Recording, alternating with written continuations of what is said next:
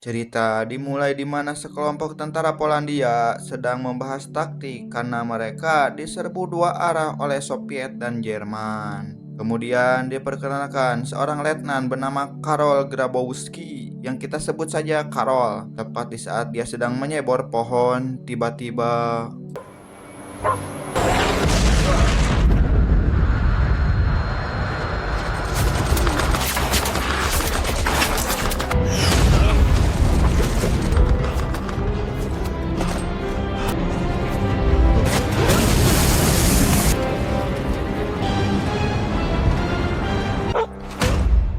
kini dia menjadi tawanan perang Soviet bersama dengan letnan Polandia lainnya. Takut identitasnya ketahuan, ketika interogasi ia pun lalu memakai nama samarannya. Лубинский Павел, улица Здрасте. Научитель. Dikumpulkan di satu asrama, Karol langsung dihampiri oleh seorang letnan Yahudi bernama Stein, lalu berkenalan. Di malam harinya, Karol menggambar sesuatu seperti not musik. Tak lama dari itu, namanya dipanggil dan dibawa oleh pasukan Soviet ke satu ruangan. Entrez, Monsieur Lubinsky. Karol lalu dihadapkan dengan seorang mayor Soviet bernama Jarubin. Jarubin pun menginterogasi kembali si Karol, menanyakan tentang pekerjaannya guru dalam bidang apa. Karol lalu menjawab kalau dirinya guru musik. Setelah mendengar hal itu, Jarubin lalu meminta Karol untuk mengajar piano anaknya. Karol sempat menolak, namun But what if I want you, Mr. Lubinsky? keesokan harinya, Karol dikumpulkan kembali. Tak lama dari itu, tawanan baru dengan jabatan pilot bergabung bersama mereka. Di kumpulan pilot itu ternyata ada satu pilot wanita yang membuat salah satu prajurit Soviet mengganggunya. Akan tetapi,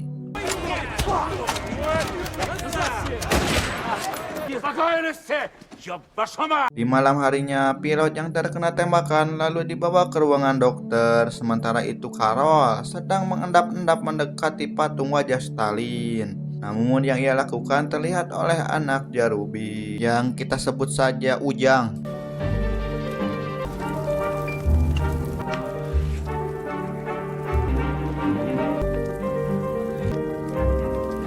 Di keesokan harinya, si Ujang mendatangi Karol dan mengancam melaporkan perbuatannya. Выставляйте, гадай. Ketika sedang asik main ludo, tiba-tiba tentara Soviet datang dengan modus pencurian dan memeriksa si Karol. Yang mereka temukan hanya not nada buatan Karol. Tapi karena ada anggota tawanan yang asbun, mereka pun menganggap Karol adalah mata-mata lalu membawanya. Dibawa ke ruangan petinggi bernama Ladusing yang ternyata penyamaran Karol terungkap. Karena menipu, Ladusing berniat ngebogem si Karol, tapi beruntung Jarubin datang dan membawa si Karol ke ruangannya. Come to my office. Di ruangan Jarubin, ia lalu membuka identitas si Karol yang asli, yang mana adalah seorang pianis terkenal. Jarubin pun lalu membujuk si Karol agar bergabung bersama partainya. Namun, si Karol menolak. I would like to go now.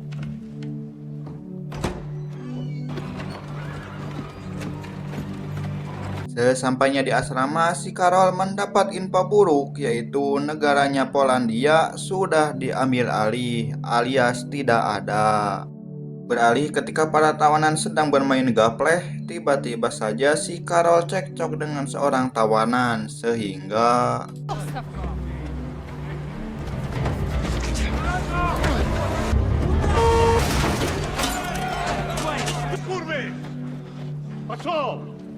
setelah kejadian itu, semua tawanan dikumpulkan. Aturan disebutkan, namun tawanan ini malah menantang si Ladusing.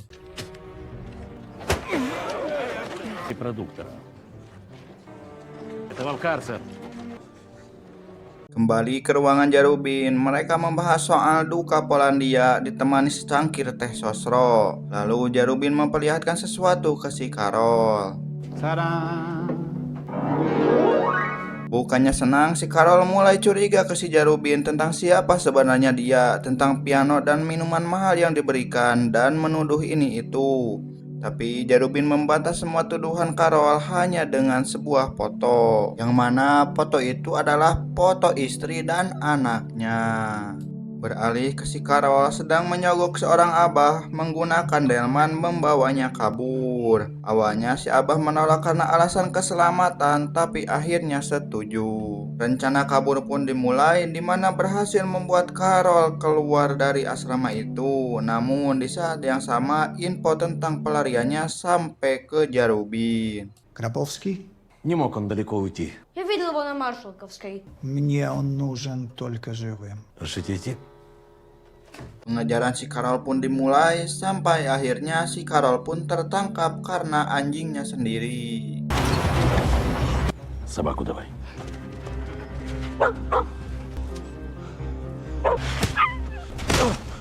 Berpindah ke satu ruangan di mana Jarubin tiba-tiba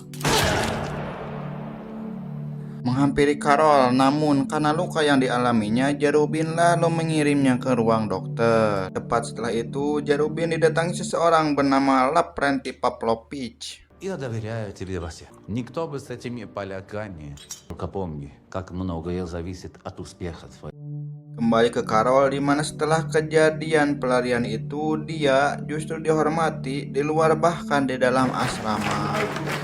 Berpindah ke ruangan seperti bioskop. Seberesnya nonton Masha and the Bear, Jarubin tanpa ragu membongkar profesi asli dari Carol di hadapan semua tawanan. Кароль Драповский. Lalu meminta Carol membawakan lagu Masha and the Bear. Setelah penampilan itu, pada akhirnya setelah sekian lama, Carol mau mengajarkan Ujang piano. Beralih ke kantor pos, di mana semua orang mendapatkan surat, namun hanya Carol sendiri yang tidak mendapatkannya. Kembali ke ruangan piano, di mana Carol melihat Jarubin memainkannya. Sedikit berbincang hingga akhirnya Jarubin membujuk Carol dengan 1000 janji manisnya supaya bergabung dengan partainya. Namun Carol tetap dengan pendiriannya itu. Mendatangi kantor pos untuk kesekian kalinya, namun tetap tidak ada pesan untuknya, yang ternyata selama ini pesan itu disimpan oleh Jarubin di kantornya. Pada satu kesempatan, rekan Carol diundang ke tempat Jarubin hingga akhirnya dia ngeh kalau itu surat milik Carol. Tepat di malam Natal, ia cepuin ke Carol dan yap, dengan emosi Carol langsung menuju ruangan Jarubin namun terkunci. Carol pun nekat menunggu semalaman sampai akhirnya Jarubin keluar dari ruangannya. Carol to the point meminta suratnya, tapi Jarubin akan memberikannya dengan satu syarat. Syaratnya adalah memainkan musik Masha and the Bear yang terbaru. Carol pun menyetujuinya.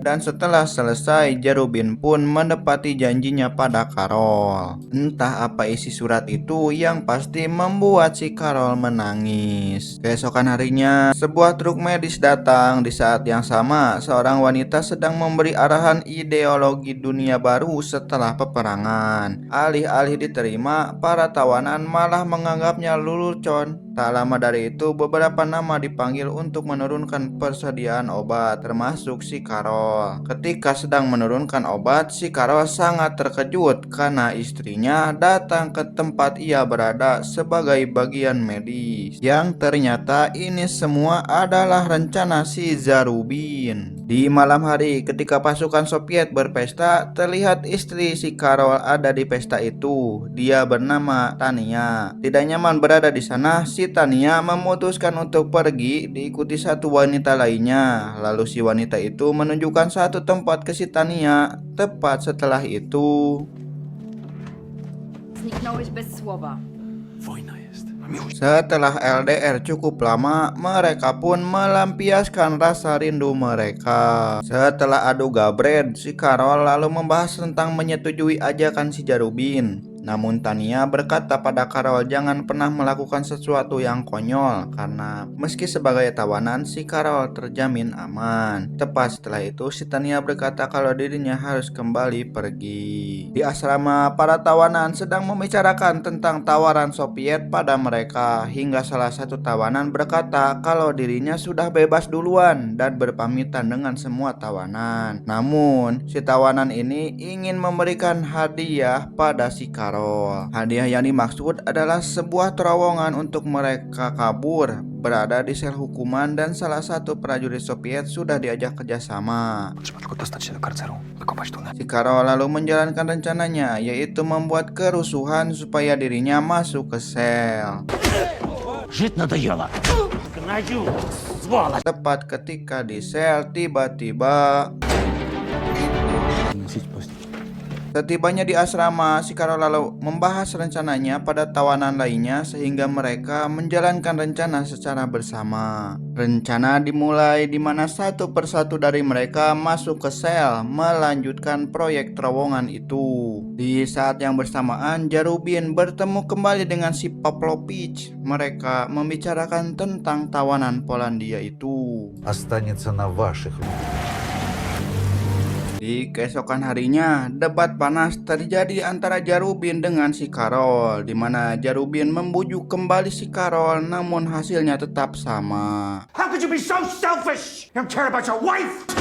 You better take care of your... It's so lonely, it's been... Get out. Beralih ke lapangan di mana para tawanan sedang bermain futsal, terlihat juga kedekatan Ujang dan si Carol sekarang. Tepat saat itu, Jarubin memanggil si Ujang karena ternyata si Ujang harus dipulangkan dari asrama itu. Tak lama dari itu, para tawanan teralihkan oleh sebuah pengumuman yang ternyata adalah mereka semua akan dibebaskan. Bukannya senang, mereka justru menaruh rasa curiga, namun pada akhirnya mereka pun memilih hasil pengumuman itu. Beralih ke si Carol yang sedang bermain piano, dihampiri oleh Jarubin. Lalu Jarubin secara belak-belakan mengatakan pandangannya terhadap Polandia. Sebagai perpisahan, Jarubin lalu memberikan sebotol teh tarik kepada si Carol. And for a new beginning, Hari yang ditunggu semua tawanan pun tiba. Terlihat kebahagiaan di wajah mereka. Namun, ini bukanlah akhir ketika Jarubin menelpon seseorang dan menyebutkan nama Carol. Secara tiba-tiba, kereta yang mereka naiki melambat, ditunggu dengan segerombol prajurit Soviet di sana. Mereka membawa semua tawanan ke suatu tempat dan memeriksa data sampai akhirnya giliran Carol. Namun, ia kembali menyamar sebagai orang lain. Si petugas yang bingung lalu mencoba menghubungi Jarubin. Namun, seorang prajurit melapor kalau Jarubin sudah tidak ada di asrama dan berkata kalau nama Grabowski ada 3. Si petugas pun gak mau pusing lalu mengirim Carol ke suatu ruangan yang ternyata